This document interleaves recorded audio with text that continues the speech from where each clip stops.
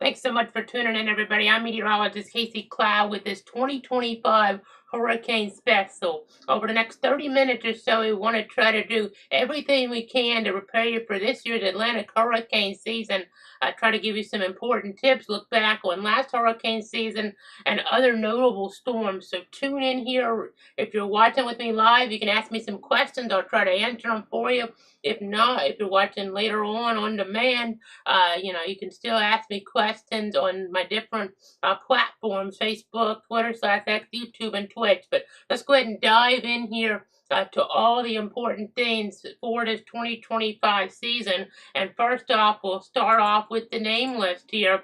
And as we look ahead, you'll be able to see what we are anticipating, with that first name list at the peak of the season.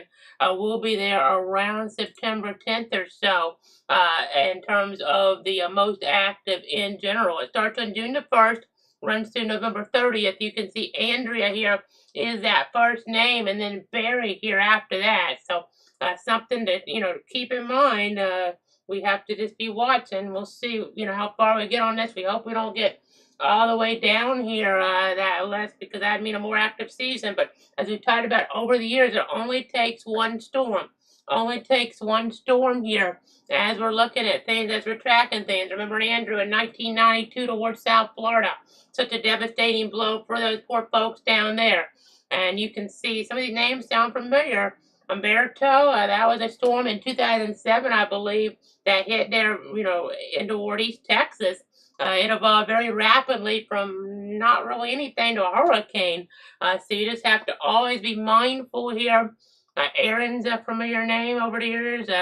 Gabrielle, years ago here toward Florida, as we were looking at things going back a while. So just kind of, important. Imelda was something we were tracking in 2019 as it went to the east of the state here, but impacted areas further up toward the north. So it's just always important here as we're looking at the scenarios, as we're just kind of trying to watch things very carefully here in toward the weather center. I know always important to stay on top of things here and have that hurricane kit up to date. It's so important here as we're looking at things and as we're tracking things here. You can just see what we're dealing with. We hope we don't get all the way down to Windy, that's for sure. And then, after that, we have an alternative name list here as we're looking at things, an alternative name list. So, again, that's important to keep in mind here for sure as we're tracking things. It's just kind of important to keep in mind here for sure. So, that's the storyline there for sure as we're tracking things. We're always watching things across our area. We're just always going to be on top of the situation here for sure. So, again, that's our 62 counties here, and we'll always be watching the situation as it does evolve. We're just going to be always watching out for you. So, as we go ahead and move along here, though, I'm going to go ahead and say here that Atlantic Basin forecast. 13 to 19 named storms here is what NOAA is anticipating, as we're looking here for this season. It only takes one now. It only takes one as we continue to emphasize 14 is that normal number here, 6 to 10 hurricanes, is what we're expecting here for this season. 7, that normal number, and 3 to 5 major hurricanes here. 3 is the normal number, so a little bit above average is the anticipation here. Overall patterns are key though for specific systems. Just the overall tracks here, trying to get an idea of what's going on. I know in 1992 we only had 6 named storms, but we had Andrew, and that was problematic. Under the Atlantic Basin tropical weather outlooks, they started getting issued routinely again on May 15th. So just important to keep that in mind here. That we have every 6 hours the latest information coming in from the National Hurricane Center in Miami. I know you can go to cloudweather.com/tropics for a look at things there, and see what's going on, or just nac.noaa.gov. You can go over there as well to try to get an outlook here on what is happening in the current for the next 7 days. And now Saffir-Simpson hurricane wind scale. You can see a Category 1 hurricane. That means some damage. We had that last year with Debbie toward the Gulf Coast there. Now something more extensive, Category 2. You really start to have more and more problems.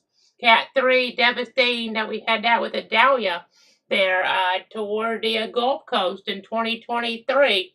As we were looking at things and catastrophic here, that was something that we had as we were looking toward areas there along, the coast there in 2024 with Helene. Just awful, awful to see. Obviously, not a good situation at all. So again, just got to keep that in mind here as we're looking at things, as we're tracking things here in toward the Weather Center. So we're going to go ahead and look here at Major Hurricane Milton. That was the storyline there in October of 2024. And I'm going to see for any of our live viewers if we have any questions right now. If we have any questions here from anybody, I know I just want to see what what you folks are wondering out there. As we're looking, as we're tracking things. I don't see any right now, but again, just thanks so much for tuning in. If you're watching live, or if you're watching this months later, I know that's just so important here. I know the October system brought so many hazards there, including a historic tornado outbreak. October 9th, 2024 at 8:30 p.m. is when it made landfall, but that morning, that afternoon, we had so many tornado warnings in central Florida and South Florida's way. Around Siesta Key is where we had that landfall, though, that minimum pressure, 958 millibars, those maximum sustained winds, 115 miles an hour. It's such a very significant storm. And then as we're looking toward Helene, though, one of the most impactful ever in our country's history. So many fatalities in North Carolina, the western part of the state, the mountainous areas. We had so much, loss here toward our area as well in terms of there was just so much devastation there toward the coast. They just had Idalia, and then a year later, Helene. You're almost done, maybe, or done from cleaning up from Idalia. Then you have to deal with Helene. It's just absolutely tragic. I know maximum sustained winds 140 miles an hour with that, 939 millibars. 939 millibars at minimum central pressure. With the information from the National Hurricane Center. They posted analysis. They changed it from 938 to 939, but didn't make much of a difference. It was able to carry with the overall pattern energy so far in there. It's heartbreaking. But, right there at the coast, Cedar Key, Levy County there, as we're looking at things, the national, information there coming on in from NOAA. You can see all the images here and the like. You can just tell what happened there with the destruction. And other areas were even worse than this there in Levy County and other parts of the Gulf Coast region. You can see here Helene. We had 9.3 feet, the height there of the water level as we were looking there. Idalia was the second highest crest ever there, 6.89 feet. So as we're tracking that, Helene just was so much worse there toward that area. Absolutely heartbreaking. Hermine, 6.1 feet, 5.41 feet in Elena, and 5.1 feet in Josephine in 1996. So storm surge flooding, how to understand that here as we're looking, as we're tracking. You can see just trying to give you guys the very latest on the different, tools we use. I know we started using this graphic from weather.gov NOAA last year. And, it's so helpful to get an idea of how things were late here. You see 6 to 9 feet in that orange range, 9 to 12. We get in that red range there. 3 to 6 feet, the yellow, that's still over, the tops of kids' head, their heads, and really starting to get on top of the adults here as well. It's absolutely awful. And that's what storm surge is all about, tragically, so fatal, so serious. You can see after Helene there toward Taylor County, toward areas like Steinhatchee. You see all the building destruction there, some from wind, some from the surge. It's just awful to think about, depending on where you are in that region. Some in, areas had both. I mean, this Keaton Beach there just right toward the water. So, talking about that surge impact there, really prevalent. Obviously, this causing devastation. Getting further in, other areas there of Taylor County toward the coastal zones. Same story. Now towards Stark, some of those recent low tropical pressures here. Let's kind of evaluate that here as we're looking. Helene, that just told a story here toward Bradford County. As we were looking back there last year, that's probably the worst pressure we've had here in terms of the lowest, meaning the strongest weather since Irma back in 2017. So that's just not what you want to deal with, obviously. Not a good set of circumstances whatsoever. You see Nicole there, 2022. As we're tracking things, that was a pretty noteworthy one. It's kind of under, the radar in some ways, but we already had the issues toward the east coast of Florida after, of course, what we had in Ian, and then those vulnerabilities got exploited by the surge with the cold. And this isn't directly to do with that, but it was still a strong and noteworthy system, obviously. And you had Idalia. You see that pressure there, 997.3 millibars. So, Helene caused quite a bit more issues in Bradford County than Idalia did, but it still wasn't anything like what we can have. The worst case scenario, unfortunately, we haven't even got close to, since Irma back in 2017, and that's still not the worst case. In Doran 64 is probably the worst we've had, in living memory of folks around here, and that's still not the worst case scenario. You can give it to 1800s for some that are closer to that as we're looking, but even then, we really haven't had the worst case scenario yet. Things could still be much worse than even Irma here in Bradford County, where I'm at, part of our 62 counties. I know Milton there, 1,000.1 millibars. That's still, some impacts, but Flagler County in our area seeing some of the worst of the impacts with that. As we go ahead and see here towards Stark and Bradford County after Helene, see some damage here in this parking lot of a group of businesses there toward the Aldi location. I mean, that wind definitely having an impact. And then as you see here toward Hampton, some power lines. This was several days after. As we were looking at things there, getting further out after the fact of Helene, and you still see some of the power lines down and some of the trees down there and the like. So, again, it's just so important, stay away from stuff like that. Really, you don't want to be in this type of situation here when you're encountering down power lines because they could still be live, and then you try to touch something there around them, and then you have a terrible scenario on your hands. You have fatalities, or at least one fatality, as you're looking at things there. So, Helene radar around 5 a.m. on the 27th of September 2024. We had so many flash flood alerts in place, some flash flood emergencies in play, and it just kept getting worse and worse. I mean, the track did shift there at the last minute, closer to Augusta versus the Macon, Georgia area. We had an increased damage in wind threat and really power outage numbers in the vicinity. Really we're going up because of that. Major flooding expected in the Carolinas, but the SIP helped to worsen it. It was a disastrous scenario. I know, looking up there toward western North Carolina, they already had some antecedent rainfall that was very significant, and then it shifted. They were already expecting to be really bad, but it just maxed out. Worst case scenario for those folks. Dozens of fatalities all over the place there in the western North Carolina region, in the mountains there, just not able to handle that type of water. Some folks, just swept away. As we go ahead and look here now after the storm, I came up with this information here as we were looking after the storm here. Last year with Helene, you want to treat intersections with traffic lights not working as four-way stops. You want to stay away from power lines. They could still be live. And you do not want to run a gas generator in or near a home or nasty weather. That's so dangerous to do that. You got to make sure you conserve your phone battery and take charging stations if needed.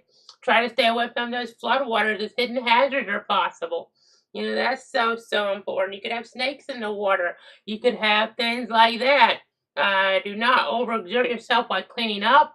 Make sure to drink plenty of water. And in many cases, you know, heat safety is critical. Sometimes, yes, you don't have the real big heat afterward, after a storm, but sometimes you do, depending on what type, you know, the season and time of year you're in. And then you want to be careful when dealing with trees. Make sure any contractor you may hire reputable and follow any curfew that may be in effect and remain alert for looting. As we go ahead and look here, a major hurricane Idalia, of course, you know, of course, that category 3 storm in 2023 came, you know, on the heels of then Debbie in 2024, and then right after we had Helene, which was maybe, you know, in some cases tragically a knockout blow for some communities along that Gulf Coast, but some folks are still trying to rebound after all the devastation. You can see max sustained winds 115 miles an hour with that one.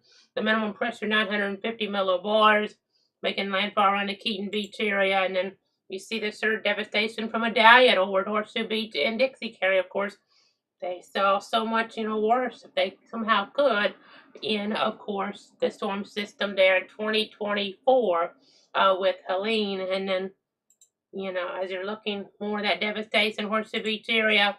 And this was 1 week after that inland wind damage a factor. You know, of course, in Atlanta it was even worse, but Idalia there, the Allen Park area, really telling that story. And then, you know, we got to keep in mind even weaker systems, you know, can be impactful. This was something, you know, before the season happened. I always kind of bring this one up in 2012, the Memorial Day weekend. You got to prepare for hurricane season really, you know, out ahead you know, of it, or you know, as it's getting going, at least you got to be ready because it was almost a hurricane toward the first coast, and we have not had a hurricane hit the first coast directly from the eastern side since Dora still in '64, and this was only 9 miles an hour or so away from doing that, and it was before official hurricane season.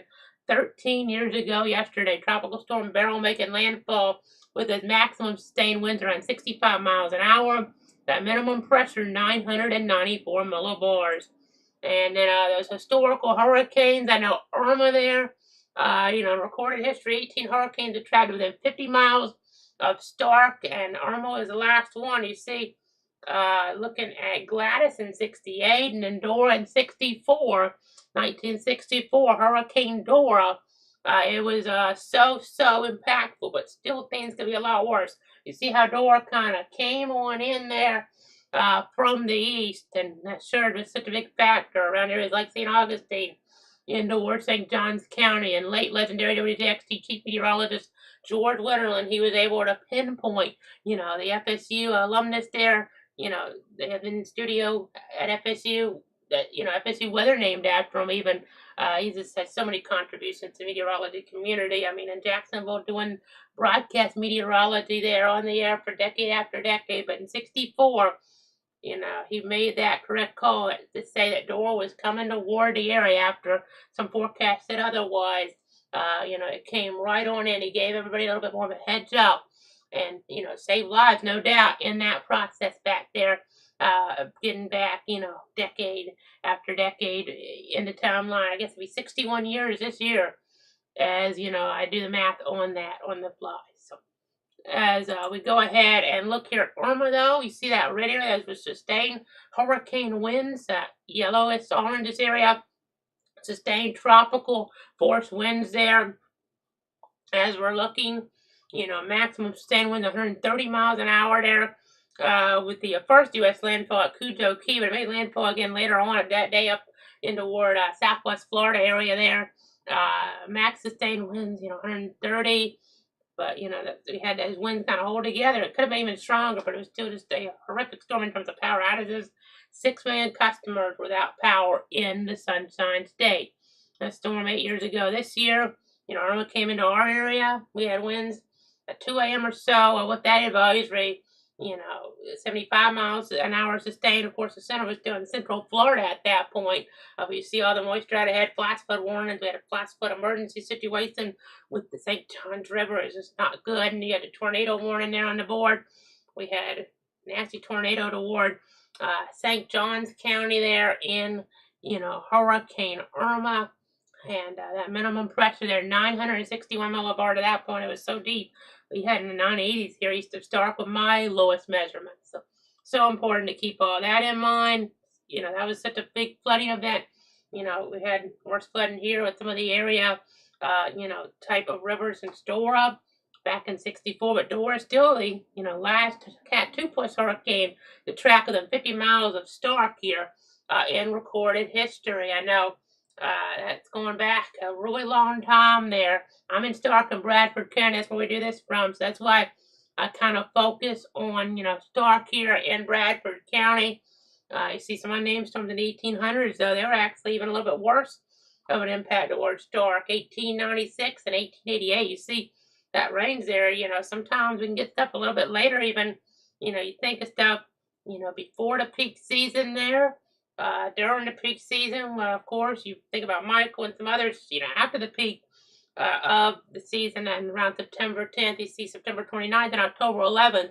So you always just got to be paying attention for a good bit in there in the timeline, really all the way from, we get those first updates in mid-May all the way through the end of hurricane season in late November. So just got to always be weather aware. I mean, other reasons too, whether it's severe weather and the like. There's just so many reasons, to pay attention here.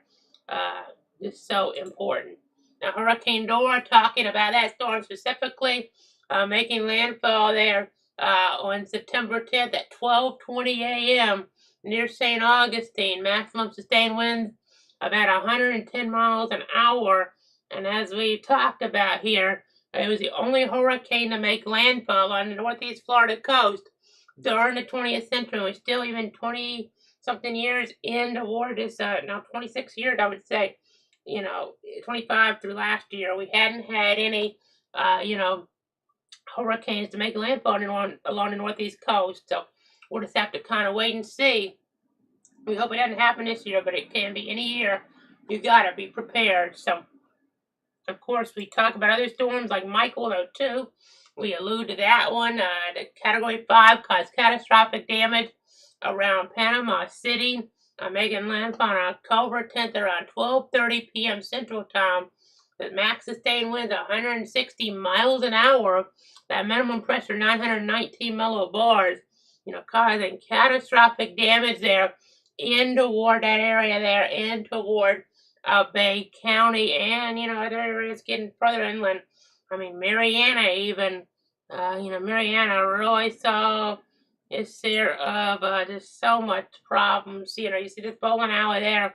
One example with the inland hurricane wind damage, that's about 50 miles inland in Mariana, and in the worst case scenario for Bradford County in terms of wind damage, you would see damage similar to what Mariana had, probably with the wrong angle coming right on in and the like. They had 102 mile an hour wind gusts at the Mariana airport.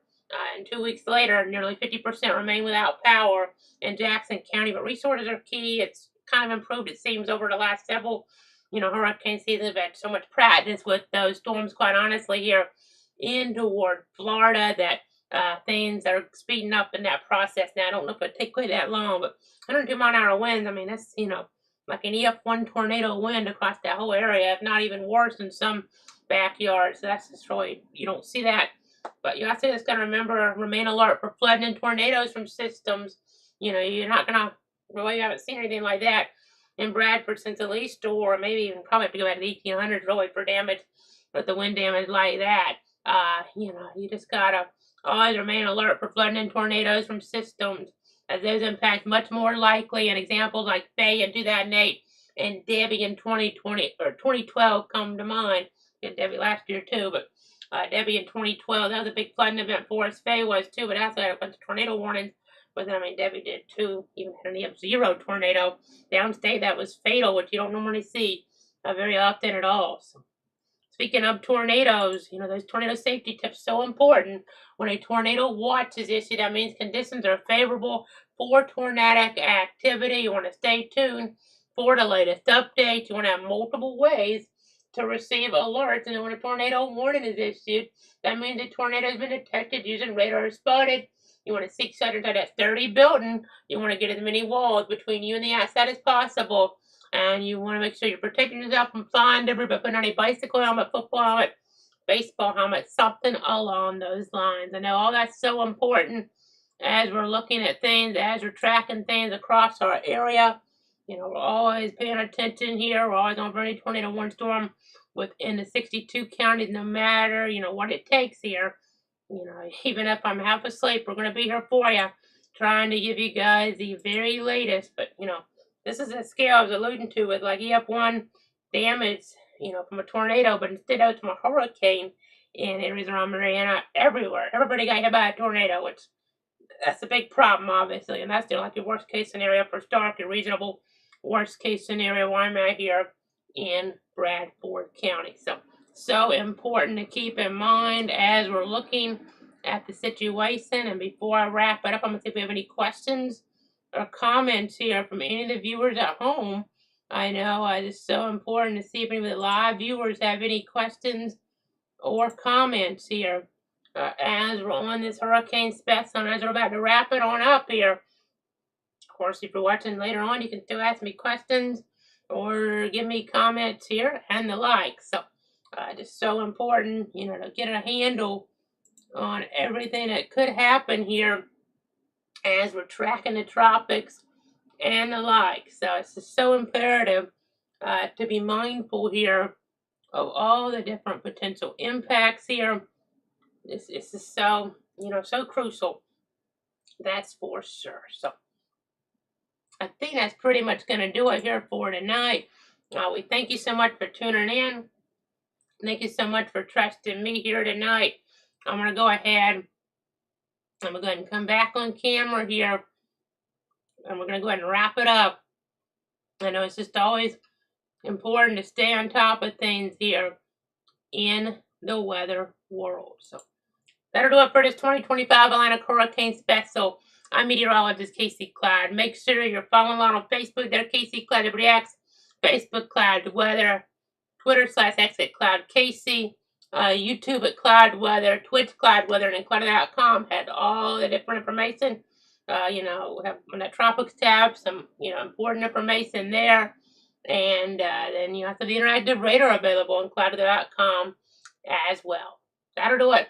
Whenever you're watching, whether it's live, well, have a good night. Whenever, maybe you're watching during the day, just try to stay safe out there. We're going to keep you covered during this 2025, season of storms here, the Atlantic hurricane season, starting there June 1st. That season about to be upon us, so stay tuned and stay safe. Have a good night.